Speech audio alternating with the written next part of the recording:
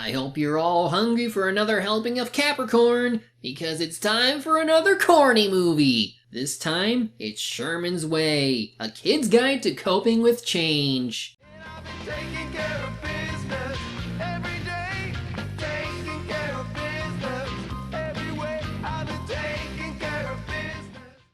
Capstone Entertainment remains to be that one studio I can't really find much on, but I can say at least this much. If I remove the duplicates from the search results of worldcat.org, I count 8 films to feature Corny. Some of them, that I could find anyway, still exist on VHS through Amazon, though some that just don't seem to exist anymore. Not like it matters, as I have no way to rip the footage off a VHS tape, but luckily I didn't have to for today's video. The one I found recently was uploaded to Occult Demon Cassette, which I happened to stumble upon by chance when checking to see if any more Corny videos were uploaded, and sure enough, I found one. I don't know if they intend to upload more of them in the future, but if you're ever in the mood for some really obscure PSAs and some other strange videos, look no further. Anyway, Sherman's Way is what I assume is the 5th installment in the Adventures of Capricorn series of videos.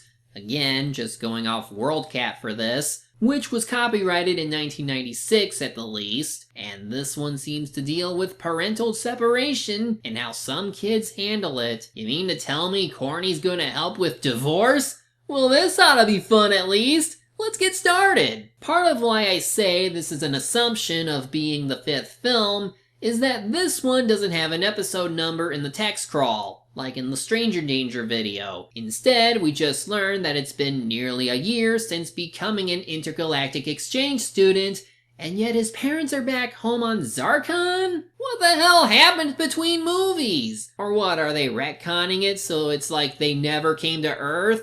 Only Corny? Fortunately for him, his friend Sherman is going through some changes as well, and he hasn't left home. That's because he's probably going through puberty. It gets the best of us. How will they get through these changes together? Well, as we open up, while we still have the same house as before, the inside is completely different from how it was during episode 1. They did at least credit Richard Horvitz by his usual name this time, so now we know it is for real. Jared Lennon plays our title character, Sherman, who would later go on to play Eugene in Hey Arnold. And if the parents aren't watching Corny, then who is? Oh, Corny, do you happen to have... Oh, I'm sorry, I didn't know you had a visitor.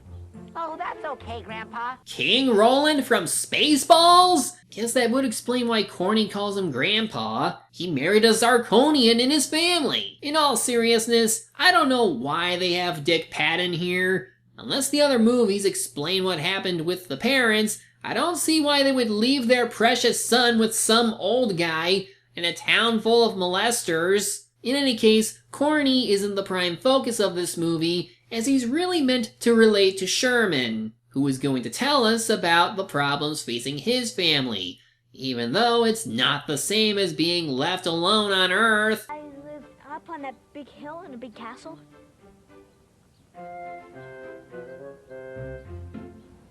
Hello, my name is Sherman Van Clydesdale III, and this is my house.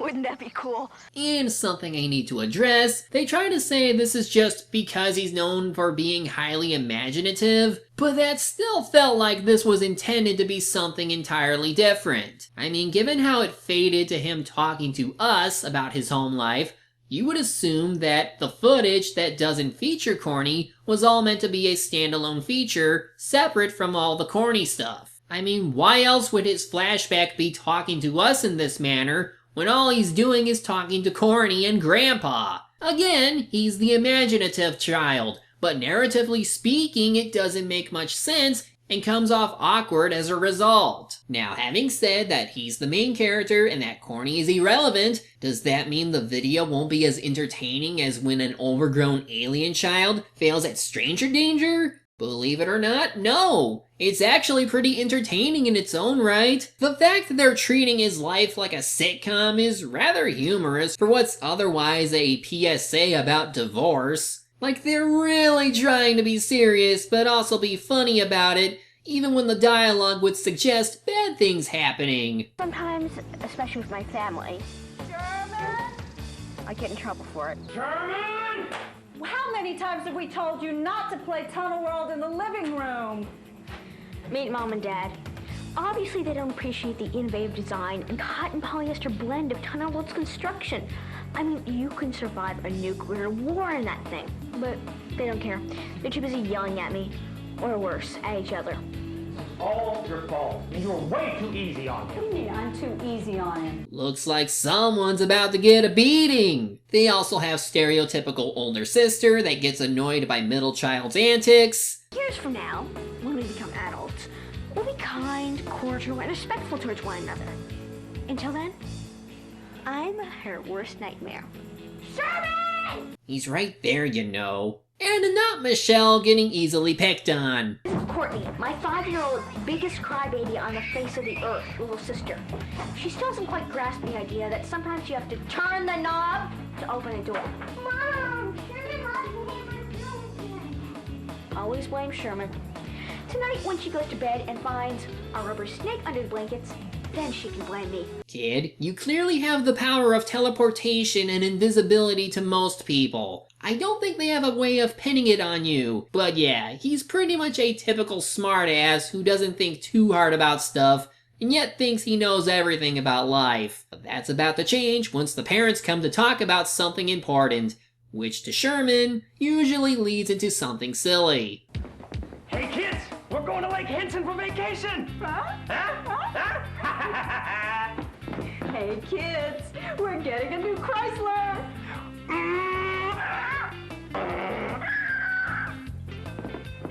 Hey kids. We're ordering in Chinese. Yum yum yum yum yum. Hey kids, your mother's pregnant again. Guess who's moving into the basement? But nah, it's what I've been saying earlier, and that Mom and Dad are having issues and are thinking of divorce. The kids take it well. Separating. I don't believe this. You two can't get it together, so you're separating? That is so lame. Courtney. What about you, Sherman? Do you have anything to say? Yeah. I wish you would have gone with the Chinese food. Oh, and they do have Corny for one other reason, to provide mood whiplash. Anyway, back to Sherman. But I have so many questions. Well, let me hear your questions and maybe I can answer them.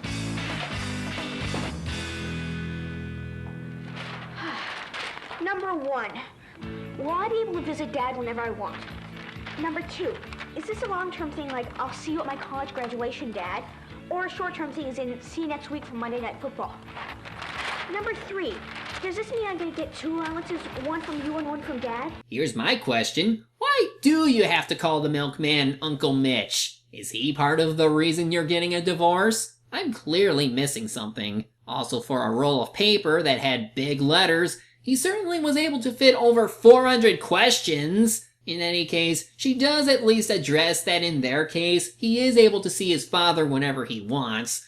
But he also has to be the man of the house because he's the only boy in the family. I don't see any problem with this divorce. I mean, look, he's able to crack a joke about what Dad's having for dinner. This must be the happiest separation ever. Well, that's about to change when he turns into a radio station run by his neighbor, Dr. Munzenberger, played by Florence Henderson, who he finds creepy for some reason. Anyway, she's extremely popular. Personally, she gives me the creeps. Hi, Sherman. Nice day, isn't it?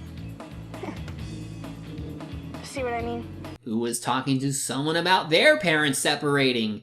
Of course, despite Sherman listening in a bit longer than normal, like he's relating to the situation, he soon finds out the caller was his sister Courtney, and tries to ask why she's telling people about this. Why didn't you talk to me or something? Did you ever think that maybe I can help? Look what I found in my bed. Thanks for your help. See, right there. I was trying to help you get your mind off Mom and Dad. I don't care what you say, Sherman. I like the radio lady. She listens and she makes me feel better. Yeah, when you tend to torment a little child, of course she's going to distrust you. Grandpa, there's terrible news. Corny. Sherman's parents are splitting up. What are we gonna do? Hey, Corny, why stop here? Why not go nationwide? Think we can alert the media? Oops. Hey, it's your own fault you went to the dummy who would talk to the first person he saw. Grandpa tries to add his 2 cents, which is meant to add more to the different kinds of divorce, how some kids would feel, and what some adults would feel too. Anything for variety, I guess, since Sherman's dilemma involves only one kind of divorce situation, and it's one of the more tame types of divorce since the parents don't have too much malice or anything suggesting abuse. You could see this as a scenario where if you were like Sherman, over-imaginative and believe can make things bend to their whim, how would they feel when something like this occurs? But honestly, if that's what they wanted to do, then by all means they should have just done this as a separate feature from the Corny stuff. This just feels like a last-minute change in presentation, as instead of an original film in the style of a sitcom, let's instead put in clips of some new scenes that don't quite connect with the footage where Sherman is breaking the 4th wall. This is Nessie and me levels of incohesive. So Dad also tells him about being able to see each other, as well as lightly mention the child custody aspect that tends to come with divorce, as well as saying he'll have to be the man of the house. This leads into a music montage of Sherman becoming a man.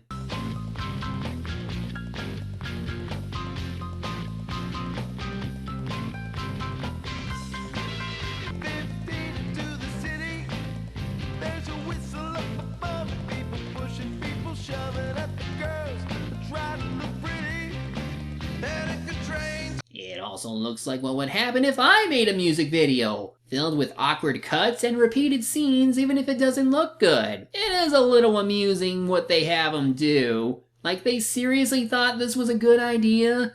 This is a PSA about divorce, but let's have Sherman play dad and get creepy. Ew, Sherman's becoming a child predator. It's okay, he also stalks his sister.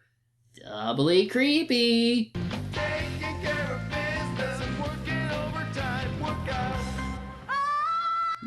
No, like this. Naturally, his mom confronts him over this act of manhood and tells him he shouldn't have to take after everything his father is and just be himself. Fair enough, but he isn't going to let the two separate and decides to take matters into his own hands by being a spy.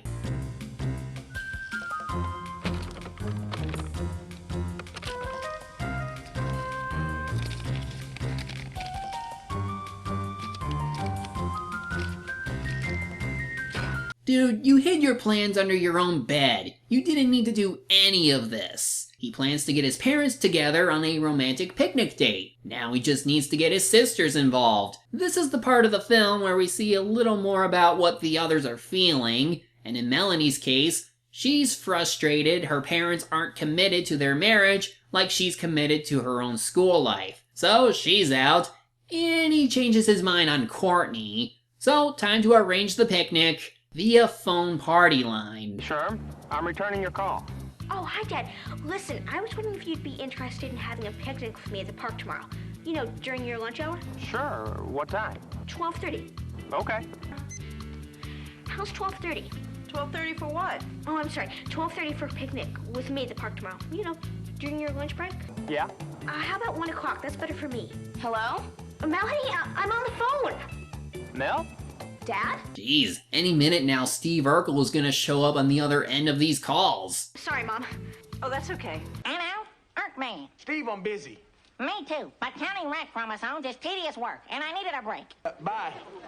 Naturally, he overhears Melanie talking to Munzenberger about how angry she is with her parents' decision and trying their best with it. Melanie explains her reasons to Sherman. For the first time during this entire experience, I have even a glimmer of what the heck is going on in my life, okay? I feel different. Different? Who wants different? I want my old sister back. I want the sister who was cranky, sarcastic, and who continually threatened to crush me like a bug. I want that sister back. So now we're at a point where the once eager and ambitious child with a huge imagination is starting to see his world collapse as he has to put up with actual change. That's something not many get to experience, but for those who do, it is rather a big deal. They're afraid of losing what made their life so good to begin with, and don't know if they'll be able to maintain any of it beyond their control. That's something this PSA has over the stranger danger one anyway. It's the effectiveness of its message. Unlike with Corny, where you don't really see the change in character, with Sherman you actually do. You see his transformation happening right in front of you while learning why it's happening. And it becomes even more apparent at the climax, where he believes that with this union at the picnic, that the two will embrace and it'll all be like the Parent Trap because the parents in that one got back together in the end. However... What are you doing here? Me? What about you? Sherman.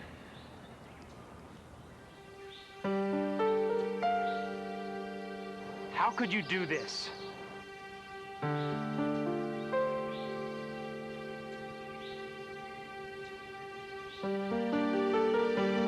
Sherman?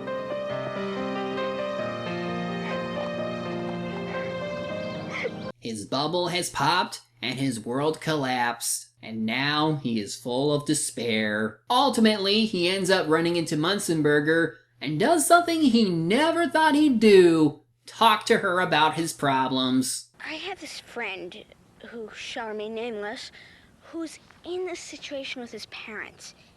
You see, his parents are separated, and he, my friend, a very sensitive young lad, tried to help put things back together. But instead, he made them worse. And he thinks it's all his fault. Yes.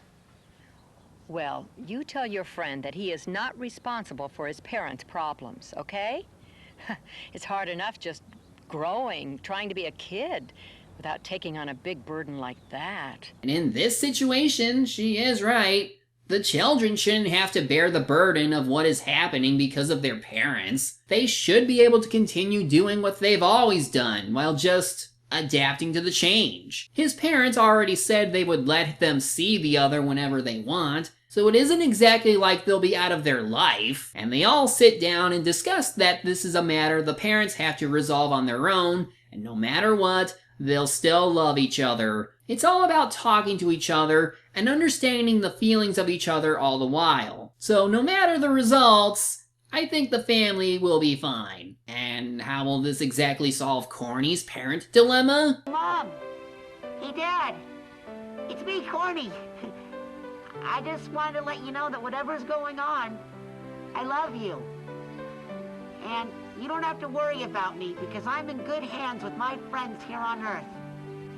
And come what may, we'll always be together. Whatever that issue was, we may never know. But that's Sherman's way for you, and like the Stranger Danger PSA, it's very dumb. Yet a little more effective than it too. Sure, like before, this only gives audiences a broad idea on its topic. Given the complexities of divorce and how it differs for everyone, this is yet again just one scenario you may find yourself in. Yet there's actual growth to be had with the main character and what he's going through. You can see the changes having an actual effect on him, and exaggerated imaginations aside, Sherman is someone you could relate to. You could be like him and be very imaginative, or feel like the world is your oyster, and when things go wrong, you feel defeated and lose control. When you're a kid, you go through so much. It's part of growing up. Would I say this was the most effective way of telling kids about the issue? Probably not. And especially considering how they try to shoehorn Corny into something that has nothing to do with him. But either way, this is as amusing, in a so bad it's good way, as the other video. At least for me. You might find the other one funnier, but this one at least tried harder with its overall message. Hopefully the next time one of these videos gets uploaded, there'll be more Corny to be had. But otherwise, let's just say I did have some fun with this one. With or without Corny. I'm the Media Hunter. Media's my prey, and reviewing them my way. Stop, think, listen to your heart. Don't be scared, hey, get street smart. Strangers posed as smiling friends cause you danger. Hi, I'm Paul. Hey everyone, you like Slightly Damned? Well then, do I have news for you?